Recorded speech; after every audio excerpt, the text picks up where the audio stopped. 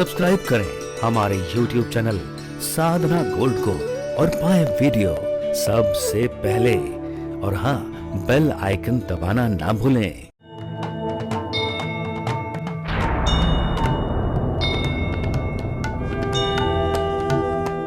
महाराज परीक्षित ने श्री सुखदेव स्वामी से दो प्रश्न किए। पहला प्रश्न, गुरुदेव, मृत्यु की अवस्था आ जाने पर इस जीव को क्या उपाय करना चाहिए? और दूसरा, इस संसार का सबसे बड़ा सत्य क्या है?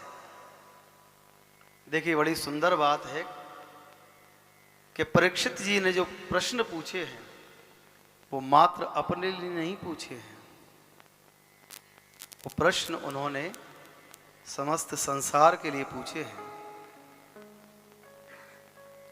क्योंकि इस जीव के पास 7 ही दिन हैं, सोमवार से रविवार तक। 8वां दिन कोई बना ही नहीं। और ये प्रत्येक जीव जो है यही परीक्षित है।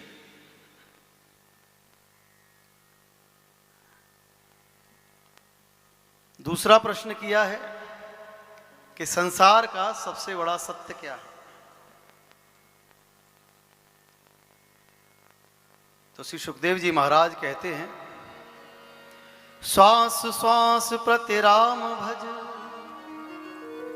वृथा श्वास मत खो, ना जाने एह श्वास को आवन हो न हो। संसार से जाने वालों के लिए ये संदेश है, श्वास श्वास प्रति राम भज, वृथा श्वास मत खो। जो सांस हम ले रहे हैं, क्या इस बात की गारंटी है कि दूसरी सांस आएगी? है जी? किसी के पास है वो तो हमें भी दिखा देना, देखी नहीं है क्या?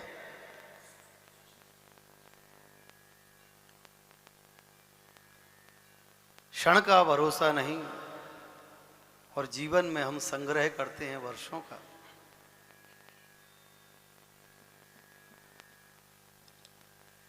संसार से जाने वाले के लिए सबसे सरल साधन है श्वास श्वास प्रति राम भज। क्योंकि इस कलयुग में नाम की बड़ी महिमा है साहब, नाम की बड़ी महत्ता है। और नाम जो कर दे वो काम कोई नहीं कर सकता। संसार के लोकाचार में कोई काम कराना हो तो दाम काम कर जाते हैं, लेकिन ठाकुर जी के दरबार में कोई काम कराना हो ना तो वहां दाम नहीं चलते, वहां नाम काम करता है। और जब जीव से पूछा जाए, हाँ भाई देखो इसका वही खाता खोल के कितना भजन किया था, तब सारा हिसाब पता चलता है। लेकिन जिस प्रकार से हम अपने जीवन में व्रत रखते हैं ना, व्रत रखते हैं, परिक्रमा भी करते हैं, ये सब क्या है? पुण्य कर्म है।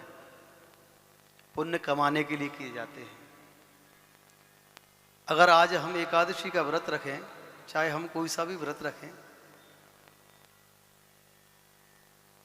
अपने लिए करते हैं ना, स्वयं के लिए फल प्राप्त होगा। क्या ठाकुर जी के लिए कुछ किया? अगर परिक्रमा भी करते हैं तो अपने लिए करते हैं कि परिक्रमा करने के लिए जाएंगे तो पुण्य प्राप्त होगा। बंधुओं, सत्कर्म में और पुण्य कर्म में बड़ा अंतर है। सत्कर्म वो है जिस कर्म के करने से, जिस कर्म को करने में कोई ऐसा संकल्प ना हो कि इसके बदले मुझे ये प्राप्त हो।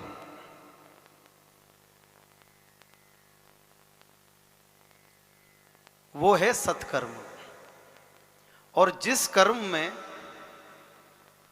जिस संकल्प में जैसा कि हमारे आचार्य जी संकल्प कराते हैं ना,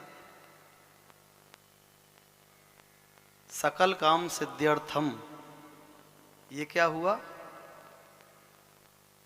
ये पुण्य कमाने वाली बात हो गई। और प्रीति अर्थम, प्रीति अर्थम यानी प्रभु के चरणों में हमारी प्रीत हो, ये सत्कर्म की बात हो गई। लेकिन जीव को भी यही नहीं पता कि सत्कर्म और पुण्य कर्म में अंतर क्या है। बस करते जाते हैं, हम करते जाते हैं, करते जाते हैं, करते जाते हैं।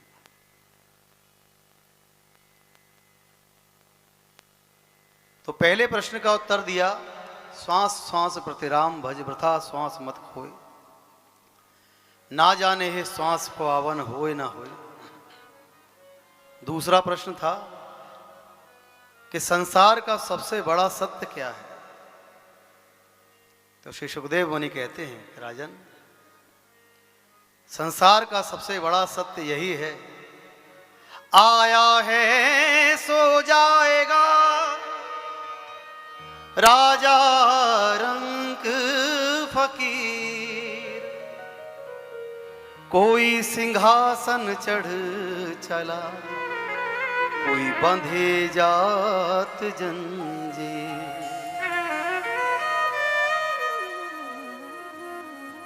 संसार का सबसे बड़ा सत्य यह है, जो इस संसार में आया है वो जाएगा जरूर, चाहे कोई राजा हो, चाहे कोई रंक हो।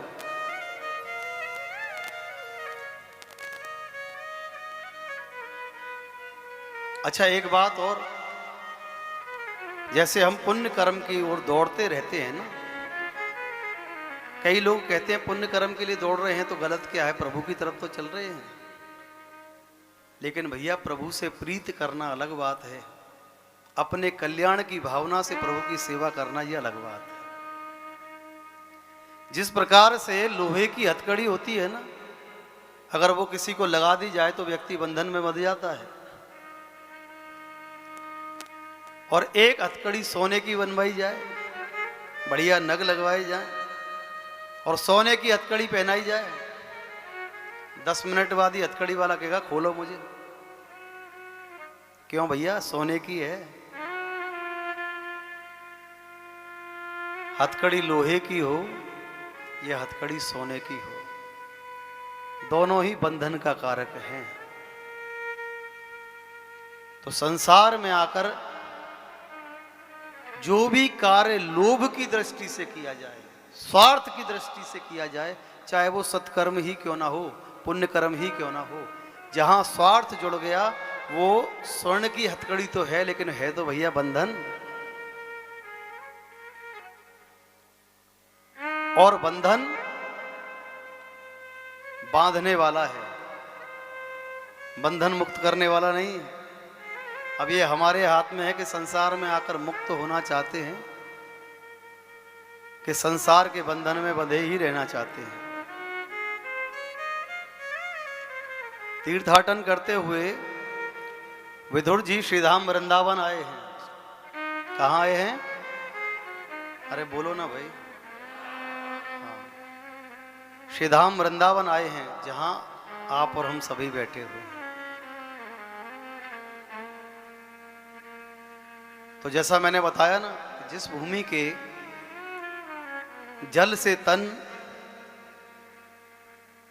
भगवत ध्यान से मन, परमात्मा के चिंतन से बुद्धि और दान से धन शुद्ध होता है, उसे हम तीर्थ कहते हैं। यहां आकर आपकी एक माला का भजन भी 100 गुना हो जाता है। यहां आकर दान करने से आपका 1 रुपए का दान भी 1000 के बराबर हो जाता है। मैं उस प्रलोभन की बात नहीं करता, अन्यत्र बहुत सुना होगा आपने कि 1 रुपया दान करोगे तो ठाकुर जी 1000 रुपया देंगे। अब लगाओ गुणा, जितना चाहिए उतना दो। लेकिन जिस स्थान पर आकर आपके 1 रुपए का दान 1000 गुना बढ़कर मिल जाए, उसे हम तीर्थ कहते हैं।